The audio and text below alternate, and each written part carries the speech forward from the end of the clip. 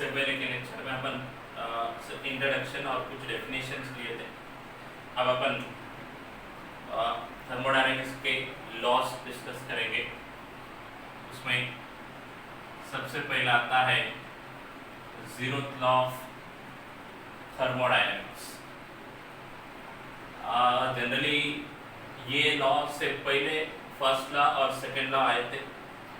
ये करीब 1931 में आया।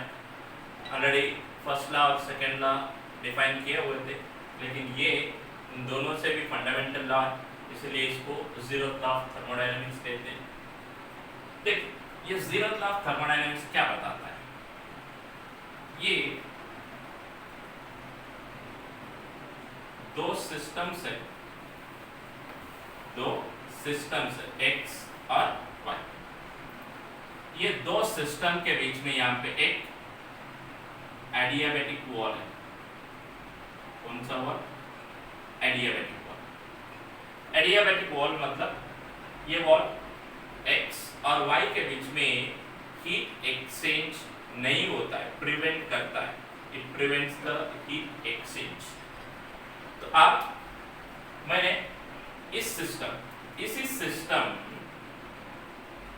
को अभी ये अपना सिस्टम है x और y, यहाँ पे इसको और एक सिस्टम से जोड़ दिया, लेकिन यहाँ पे जो वॉल है, अब ये एडियाबैटिक वॉल था, एडियाबैटिक वॉल। तो ये सिस्टम सपोज जड़ है, तो ये है डायाथर्मिक वॉल। डायाथर्मिक वॉल मतलब ये हीट एक्सचेंज को अलो करता है, हीट ट्रांसफर को अलो करता है। अभी देखो, अब इससे क्लियरली ये पता चलता है कि x और y के बीच में हीट एक्सचेंज नहीं होगा। तो ये x और y को मैंने z से जोड़ दिया, लेकिन ये डायाथर्मिक वॉल है, तो ये पॉसिबल होता है कि x और z, सिमिलरली y और z के बीच में हीट एक्सचेंज होता है। सो जब दो सिस्टम के बीच में टेम्परेचर डिफरेंस होता है, तो वहां पे हीट एक्सचेंज होता है। सो जनरली जिस बॉडी का टेम्परेचर ज्यादा होता है, उस बॉडी से लोअर टेम्परेचर वाला बॉडी को हीट फ्लो होता है। थोड़ी देर के बाद क्या हो जाता है? The system comes in equilibrium, मतलब x z दो इक्विलिब्रियम में आते हैं, सिमिलरली y z दो इक्विलिब्रियम में आते हैं। ये जब दो इक्विलिब्रियम में आते हैं, x z और y z, ये दो इक्विलिब्रियम में आने के बाद ये सिस्टम को फिर से सेपरेट किए x और y को, तब ये दो सिस्टम भी इक्विलिब्रियम में होना चाहिए। They must be in equilibrium. ये जीरोथ लॉ ऑफ थर्मोडायनेमिक्स है। जीरोथ लॉ ऑफ थर्मोडायनेमिक्स क्या बताता है? अगर x और y z से इक्विलिब्रियम में आते हैं सेपरेटली या वी कैन से इंडिविजुअली, तब ये दोनों भी कंपलसरी इक्विलिब्रियम में होना चाहिए। They must be in equilibrium. So ऐसा लिखते हैं, if two systems are in equilibrium with third system individually or separately, then they must be in equilibrium. They must be in equilibrium. ये होता है zeroth law of thermodynamics. Zeroth law of thermodynamics क्या बताता है? अगर दो system तीसरे system से इंडिविजुअली अगर थर्मल इक्विलिब्रियम में होते हैं, तो खुद वो दो सिस्टम भी इक्विलिब्रियम में होना चाहिए। ये जीरोथ लॉ ऑफ थर्मोडायनेमिक्स बताता है। तब इससे अगर अपन थोड़ा एनालिसिस किए, थोड़ा थिंक किए तो ये पता चलता है कि जब ये दो सिस्टम्स इक्विलिब्रियम में आते, इसका मतलब क्या हो गया, okay, temperature of x and temperature of z equal हो गया। उसी तरह जब y और z इक्विलिब्रियम में आते हैं तो टेम्परेचर ऑफ y और z इक्विलिब्रियम हो गया। इसका मतलब सीधा सीधा ये होता है कि temperature of x and y are in equilibrium, so they are equal, so we can say they are in equilibrium. देखिए यहां से ये कॉन्सेप्ट ऑफ टेम्परेचर, इस लॉ से कॉन्सेप्ट ऑफ टेम्परेचर अराइज होता है। अब जीरोथ लॉ ऑफ थर्मोडायनामिक्स से टेम्परेचर को ऐसा डिफाइन करते हैं, the physical quantity, the physical quantity which remains constant in thermal equilibrium। जब दो बॉडीज थर्मल इक्विलिब्रियम में है तो वहां पे एक फिजिकल क्वांटिटी कांस्टेंट होता है और वो फिजिकल क्वांटिटी को बोलते हैं temperature. So when the two systems are in equilibrium there must be a one physical quantity which remains the same or which is constant and that physical quantity is called temperature। तो ये concept of temperature zeroth law of thermodynamics के बाद आया, लेकिन thermodynamics में सबसे basic जो है वो temperature होता है, वो temperature होता है, इसीलिए इसको zeroth law। So next internal energy of a system। तो देखिए एक सिस्टम का मतलब अपन ऐसा होता है कि reason which contains large number of atoms or molecules। अगर एक रीजन में large number of atom और molecules होंगे तो वो molecules मूव होते रहते हैं, molecules के बीच में interaction हो सकता है। So due to this interaction and motion of the molecules वहाँ पे energy होता है। किस प्रकार का energy होता है, kinetic energy and translational potential energy। तो देखिए सो ये internal energy of a system क्या होता है, internal energy of a system मतलब होता है the internal energy of a system. ये internal energy of a system मतलब क्या होता है, the total energy, the sum of all the energy contained by the molecules. मतलब मॉलिक्यूल्स को समझो पोटेंशियल एनर्जी, काइनेटिक एनर्जी, तो सभी मॉलिक्यूल्स का काइनेटिक एनर्जी और सभी मॉलिक्यूल्स का पोटेंशियल एनर्जी, इसका सम अगर अपन लिए तो वो होता है internal energy of the system. The internal energy of a system is defined as sum of all the energies contained by all the molecules,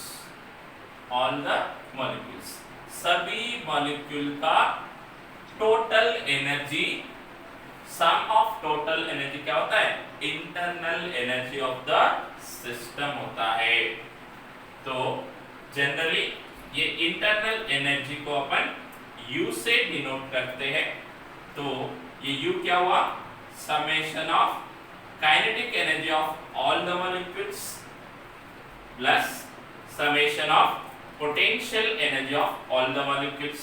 generally अगर अपन रियल गैस लिए तो वहां पे काइनेटिक एनर्जी होता है और पोटेंशियल एनर्जी होता है। अगर अपन आइडियल गैस लिए तो वहां पे पोटेंशियल एनर्जी नहीं होता है, क्योंकि ऑलरेडी अपन केटीजी में डिस्कस किए कि आइडियल गैस के मॉलिक्यूल के बीच में इंटरैक्शन नहीं होता है। अगर इंटरैक्शन नहीं हुआ तो पोटेंशियल एनर्जी नहीं होता है। तो सिर्फ it is the sum of kinetic energy of all the molecules, ये होता है इंटरनल एनर्जी। अगर अपन डिस्कस किए law of equipartition of energy से, मैंने ऐसा लिखा था कि total translational energy of a molecule is कितना लिखा था 3/2 kTp। मतलब ये ट्रांसलेशनल काइनेटिक एनर्जी जो है वो सिर्फ और सिर्फ इसके ऊपर डिपेंड करता है, it depends on only temperature. Means the internal energy of a system is depends on only temperature। अगर टेम्परेचर बढ़ता है तो इंटरनल एनर्जी बढ़ता है, अगर टेम्परेचर कम हुआ तो इंटरनल एनर्जी भी कम होता है। सो जनरली अपन ये इंटरनल एनर्जी को, स्पेशली इंटरनल एनर्जी को अपन मेजर नहीं कर सकते, but we can measure change in internal energy. क्या मेजर कर सकते हैं? Change in internal energy. तो यहाँ पे जब एक प्रोसेस अपन लिए,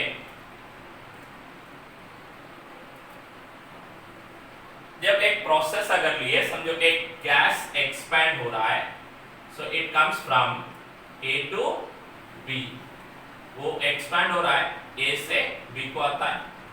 वो ऐसा भी एक्सपैंड हो सकता है, it expand from A to B। वो ऐसा भी एक्सपैंड हो सकता है, it expand from A to B through the process 1, 2 and 3। ये तीन प्रोसेस में भी वो एक्सपैंड हो सकता है। तो अब ये तीन प्रोसेस में भी जो इनिशियल इंटरनल एनर्जी और जो फाइनल इंटरनल एनर्जी है वो सेम होता है। So in all this three processes the change in internal energy will be 0। ये सभी थ्री प्रोसेसेस में change in internal energy कितना हुआ? 0 हुआ। इसका मतलब ये है कि internal energy सिर्फ इनिशियल और फाइनल कंडीशन पे डिपेंड करता है। इसका मतलब we can say it is the point function। मतलब ये से B को कैसा आता है इससे कुछ मतलब नहीं है, लेकिन A से B को आता है। मतलब ये और B का जो स्टेट होता है, कंडीशन होता है, उसके ऊपर डिपेंड करता है। समझो यहाँ पे अपन A से B को आने के लिए कई बार हीट सप्लाई करना पड़ता है, तो कई बार गैस एक्सपैंड होता है, मतलब वर्क डन होता है, तो कई बार हीट रिलीज होता है, work done on the gas होता है। तो कुछ भी होने दो, ये डिफरेंस जो है, मतलब चेंज इन इंटरनल एनर्जी जो है वो हमेशा 0 होता है। यहाँ पे अभी मैंने एक बॉक्स लिया, इस बॉक्स के अंदर नंबर ऑफ मॉलिक्यूल्स है, ये मॉलिक्यूल्स रैंडमली मूव होते रहते हैं। So the kinetic energy, sum of kinetic energy of all the molecules is nothing but its internal energy. क्या है? Sum of kinetic energy of all the molecules is nothing but its kinetic energy. ये होता है इसका internal energy. लेकिन अगर यही box थोड़ा वेलोसिटी से अगर एक डायरेक्शन में मूव होता है, if the same box is moving with some velocity in a particular direction, तब देखो अब ये जो वेलोसिटी है ये इसका काइनेटिक एनर्जी आता है। So this kinetic energy is not included inside the internal energy। मतलब ये बाहर का जो भी वेलोसिटी है, वेलोसिटी ऑफ कंटेनर जो भी है, वो अपन इंटरनल एनर्जी में इंक्लूड नहीं करते। तो यहाँ पे भी सिर्फ क्या होता है, sum of kinetic energy of all the molecules. So next देखिए, work done by an ideal gas during expansion. मतलब अगर एक आइडियल गैस एक्सपैंड होता है तो एक्सपेंशन में कितना वर्क होता है, क्योंकि थर्मोडायनेमिक्स में अपन वही डिस्कस करना जा रहे हैं कि what is the relation between heat and mechanical work. तो देखिए अभी ये एक मैंने सिलिंड्रिकल कंटेनर लिया विद अ मूवेबल पिस्टन, तो पहला ये पिस्टन ऐसा था, CD ये प्लेस पे था। ये गैस प्रेशर अप्लाई करने से ये फोर्स अप्लाई होता है पिस्टन के ऊपर एक्सपेंशन में, मतलब गैस एक्सपैंड होता है तो वॉल्स ऑफ अ कंटेनर के ऊपर फोर्स लगाता है, प्रेशर लगाता है। This is a force due to pressure. इस फोर्स के वजह से ये क्या होता है, ये थोड़ा सा डिस्प्लेस होता है। CD से कहां तक आ गए वो, C1 D1 तक आ गया। How much it is displaced, it is displaced by dx। what is the work done. So generally देखिए here work done to move or displace, यहाँ पे देखो फोर्स अप्लाई हुआ, पिस्टन डिस्प्लेस हुआ, तो अकॉर्डिंग टू मैकेनिक्स अपन बोल सकते हैं कि work is done. So how much work is done? So work to be done to displace by dx, इतना डिस्प्लेसमेंट के लिए कितना वर्क करना चाहिए? सो वो होता है dw इज इक्वल टू कितना होता है f dx. dw is equal कितना होता है f dx. लेकिन work is equal force into displacement. लेकिन ये फोर्स क्या है? This is a force due to pressure. अभी समझे इस कंटेनर का या पिस्टन का एरिया a है, तो dw इज इक्वल क्या लिख सकते हैं अपन? Pressure into area into dx, क्योंकि फोर्स इज इक्वल क्या होता है? प्रेशर इनटू एरिया होता है. अभी देखिए ये क्या है? Area of the cylindrical container या area of the piston. Area into length क्या होता है? वॉल्यूम होता है. लेकिन इन लेंथ मतलब चेंज इन लेंथ है, चेंज इन पोजीशन. तो अब यहाँ पे ये a इनटू dx क्या होता है? dv, मतलब क्या हुआ? चेंज इन वॉल्यूम होता है. So that to displace the piston by dx, when a piston is displaced our gas is expanded by dv, मतलब there is a small change in volume dv, so then the work done is dw and this dw is equal to pdv. लेकिन मुझे ये चाहिए कि total work done. So total work done during expansion, total work done. देखिए total work done ऐसा मानते हैं कि ये गैस एक्सपैंड हुआ from a volume v1 to v2. So the work done is equal to integration of v1 to v2 dw is nothing but integration of pdv from v1 to v2. अगर यहाँ पे pressure constant है, if a pressure is constant, तो तब W is equal to P into V2 minus V1. अगर ऐसा मानते हैं कि प्रेशर इज नॉट कांस्टेंट, मतलब वो अगर वॉल्यूम पे डिपेंड होता है, तो तब W is equal to integration of V1 to V2 PdV. अगर अपन आइडियल गैस इक्वेशन लेते हैं तो वो क्या होता है? PV is equal to nRT. क्या होता है? PV is equal to nRT. So therefore we can write W is equal to integration of V1 to V2 nRT, or you can write यहाँ पे अगर यहाँ पे वॉल्यूम चेंज होता है at constant pressure, so the volume is directly proportional to temperature. तब अपन ऐसा लिख सकते हैं कि W is equal to nR into T2 minus T1. ये होता है work done when temperature changes at constant pressure. तो देखिए अभी इससे पहले अपन वर्क डन का फार्मूला लिखे थे. जब वॉल्यूम चेंज होता है, टेम्परेचर चेंज होता है, तो कैसा फाइंड आउट करना है, तो आप थोड़ा ब्रीफली डिस्कस करेंगे विद पीवी डायग्राम, मतलब ग्राफिकल रिप्रेजेंटेशन ऑफ वर्क. तो यहाँ पे देखिए ये पीवी डायग्राम है, मतलब graph between pressure and volume. तो एक गैस है, you can say ideal gas, तो उसका वॉल्यूम चेंज हुआ, मतलब वो गैस एक्सपैंड हुआ. लेकिन कैसा एक्सपैंड हुआ? The system is expanded, or you can say the gas is expanded from A to B, but at constant pressure. So now the system is expanded at constant pressure. तो देखिए यहाँ पे initial volume है V1 और final volume है V2. क्या है? Initial and final volumes are V1 and V2. लेकिन ये जो प्रेशर है, initial and final pressures are same because here the pressure is constant. अब मुझे इस ग्राफिकल रिप्रेजेंट से या इस ग्राफ से मुझे वर्क डन फाइंड आउट करना है। तो कैसा फाइंड आउट कर सकते हैं? देखो, वर्क डन मतलब dw मतलब क्या होता है? pdv। So total work done अगर लेना है तो मुझे integration of v1 to v2 pdv। तो pdv मतलब pressure into change in volume. क्या बताता है? Area. So that here we can write, here it gives the work done is nothing but area of curve with volume axis।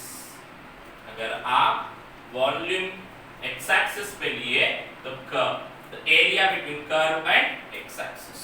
तो देखिए यहाँ पे अगर अपन एरिया लिए, एरिया अब ये तो स्क्वायर या रेक्टेंगल होता है।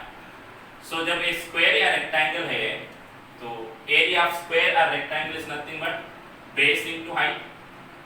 so base होता है AB या CD, ऐसा लिखते हैं कि AB या CD, और height होता है AD। तो ऐसा लिखेंगे AD into CD। देखिए AD का मतलब क्या होता है? प्रेशर एट दिस पॉइंट, वो है P, और CD मतलब distance between C and D, वो होता है V2 minus V1। So when a pressure is constant, the work done is equal to what? P into V2 minus V1। जो ये formula था वही फार्मूला, लेकिन कैसा फाइंड आउट किए? It is found by taking area of the PV diagram with volume axis। Area of the PV diagram with volume axis। तो यहाँ पे प्रेशर कांस्टेंट है।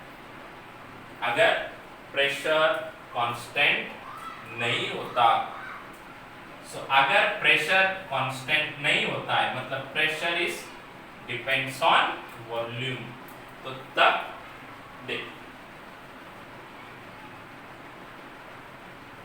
ये एक गैस है, ये एक्सपैंड हो रहा है ऐसा from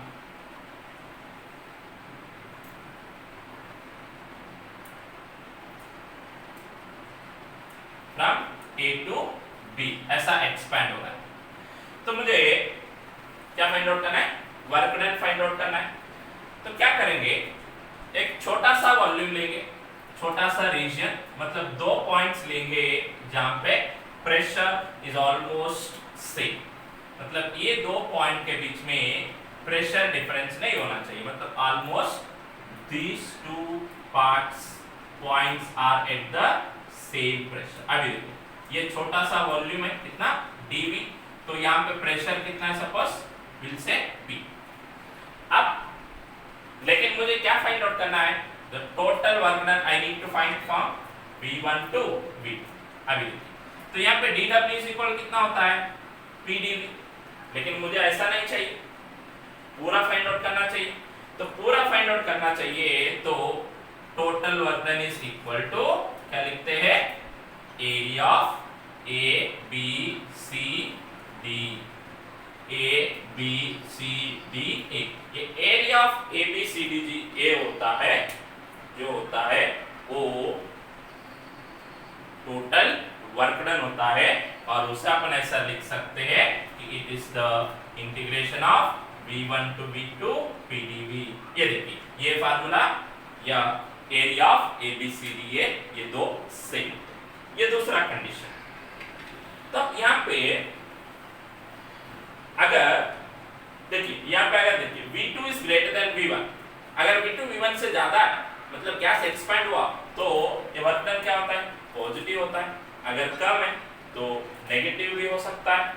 so that here you can say ऐसा है कि गैस एक्सपैंड हुआ फ्रॉम A टू B, कहां से कहां तक? V1 टू V2 सब प्रेशर। लेकिन अब ये वर्क डन क्या होता है? पॉजिटिव या नेगेटिव? देखो here V2 is greater than V1, so definitely the work done will be positive. Work done क्या होता है? पॉजिटिव होता है. सिमिलरली अगर मैंने ऐसा लिया कि अब ये सिस्टम ऐसा होता है, अभी कंप्रेस होता है, समझो now the system comes from A to B, लेकिन आप देखो ये जो वॉल्यूम है ये V1 होता है और ये क्या होता है? V2. So that here V2 is less than V1, मतलब फाइनल वॉल्यूम इनिशियल वॉल्यूम से कम है, तो ये जो वर्क डन है ये नेगेटिव होता है. सो यहाँ पे इसका work done same, the area of the curve ABCD A, यहाँ पे भी area of curve ABCD A ही होता है, लेकिन ये एक्सपैंड हुआ मतलब वॉल्यूम इंक्रीज हुआ इसलिए पॉजिटिव है, यहाँ पे वॉल्यूम डिक्रीज हुआ इसलिए नेगेटिव है. तो यहाँ पे देखिए ये पहला प्रेशर कांस्टेंट था, तो वर्क डन मतलब area of the curve P into V2 minus V1 आता है. यहाँ पे प्रेशर वेरी है तो भी क्या करना पड़ेगा अपने को? वर्क डन फाइंड आउट करना है, तो एरिया ऑफ ABCD. तो इस दो कंडीशन में भी अपन एरिया ऑफ ABCD ये फाइंड आउट करते हैं, लेकिन अगर वॉल्यूम इंक्रीज हुआ तो पॉजिटिव वर्क डन, अगर वॉल्यूम डिक्रीज हुआ तो नेगेटिव वर्क डन. अभी और एक कंडीशन लेते हैं. सो यहाँ पे साइमल्टेनियसली दो तरह के वर्क डन होते हैं, पॉजिटिव और नेगेटिव. सो जनरली वी से साइक्लिक प्रोसेस. क्या है? Cyclic process. मतलब नाउ ये system is expanded from A to B, मतलब सिस्टम एक्सपेंड हुआ कहां से? V1 से लेके V2 को. अब same the system is now compressed from B to A. अभी देखो ये जब सिस्टम एक्सपेंड हुआ तो यहां पे work done in expanded, work done in expansion.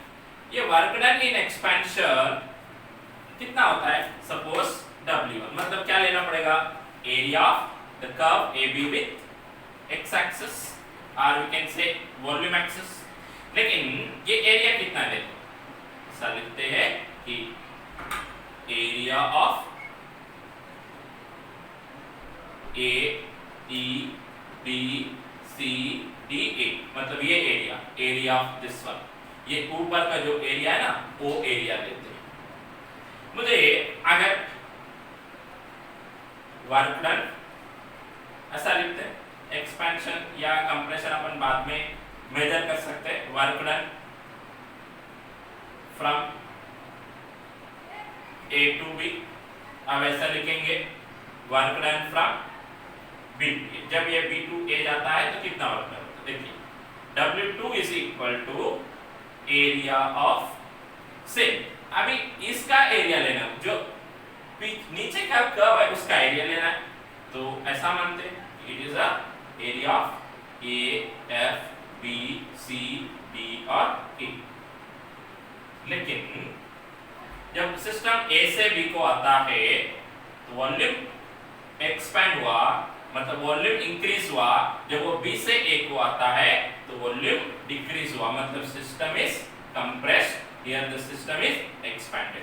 So the total work done is nothing but ऐसा लिखते हैं कि W1 minus W2 which gives the area of loop A E B F A, मतलब सिर्फ इस लूप का जो भी एरिया होता है that gives the work done in cyclic process.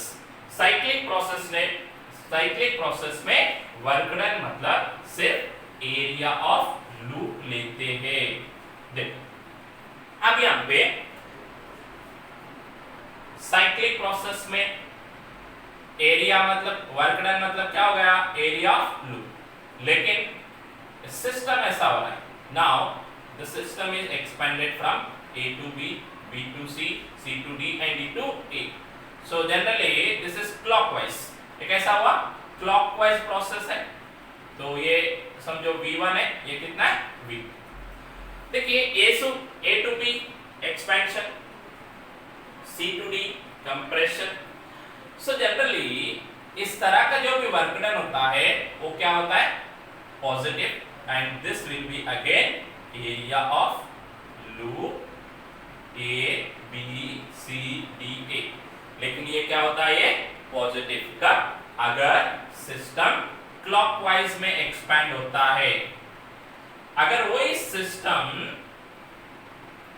Anti clockwise में अगर एक्सपैंड होता है, if it is expanded in anti clockwise, तो तब यहाँ पे नेट वर्क डन जो होता है वो नेगेटिव होता है, क्योंकि यहाँ पे भी work done is nothing but again area of loop A B C D A।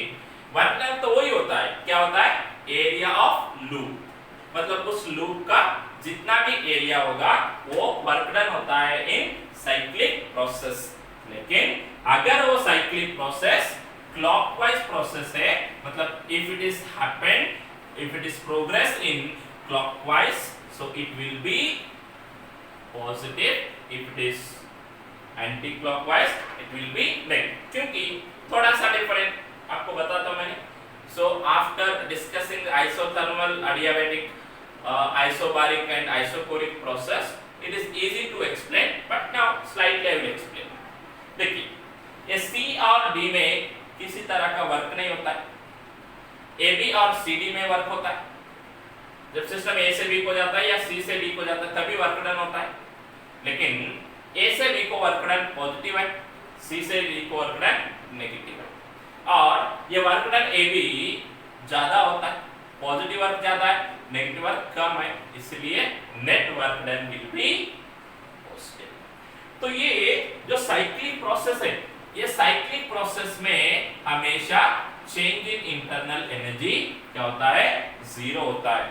क्यों जीरो होता है, क्योंकि सिस्टम कहां से स्टार्ट हुआ, A से स्टार्ट हुआ, B को आता है, B से स्टार्ट होकर फिर से A को आता है, मतलब इसका इनिशियल और फाइनल स्टेट जो है वो सेम है। जब इनिशियल इंटरनल एनर्जी और फाइनल इंटरनल एनर्जी सेम है तो change in internal energy zero होगा।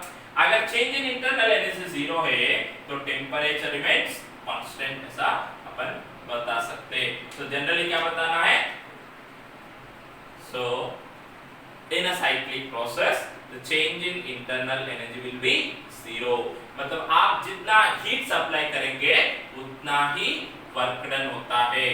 सो the amount of heat supplied will be equal to work done in a cyclic